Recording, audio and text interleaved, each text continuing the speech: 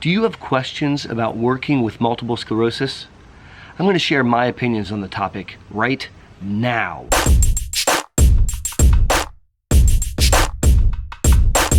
Howdy! Learn about MS with me, Boster. I started this channel to help my own clinic patients learn between visits, and it's my hope that through these videos I can help you learn too. I use easy to understand language to bring you approachable and accurate multiple sclerosis education. So if you're impacted by MS and you want to up your game, make sure to subscribe to the channel right now. And please ring that notification bell so you don't miss any of my upcoming educational content. Multiple sclerosis can impact every aspect of your life, including your vocation or ability to work.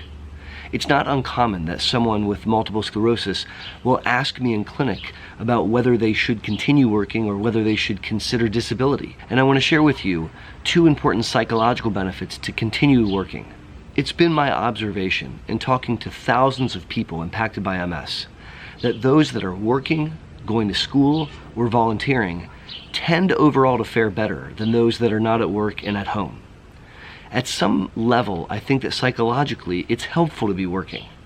Not only does it provide a sense of accomplishment, bringing home the bacon, contributing in a way that our society really recognizes, I also imagine that if you're putting in a difficult 8-hour shift, you don't have a lot of free time to sit around and think about MS. Whereas if you're at home for substantial amounts of time, without going out and interacting with society and the workforce, you might find yourself thinking about it more than would be ideal. Now, I'm not suggesting remotely that working with MS is easy, and I want to share with you a couple thoughts. Physical therapy and occupational therapy can be very, very helpful. And that's really where we oftentimes start, to see if we can optimize that person, recondition them, and to see if there's any simple accommodations or changes in the work structure or how they do their job that might allow them to be more successful. It's also very helpful to look at a couple key symptoms: fatigue, depression, bladder, and balance. If those are out of whack, it can really impact working, and getting those optimized can make a really positive change, which can keep people in the workforce and thriving. When we need to consider accommodations for work, I find 2 resources very helpful. The first one is done by occupational therapy, and it's a work capacity evaluation. This gives us really excellent information on things that you can do just like any other worker and things that are really hard for you.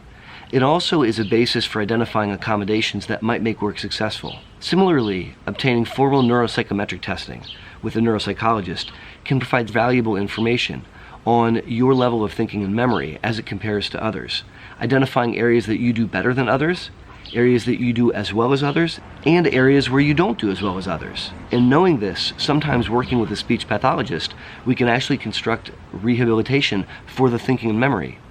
It can also be very helpful when trying to plan accommodations in the workforce. These are just a few of my thoughts on working with MS. It's a challenge, and I know that, and yet it's super important. If you have concerns about working with MS, I strongly encourage you to talk to your MS provider. Thanks for learning about MS with me, Boster. Until my next video, take care.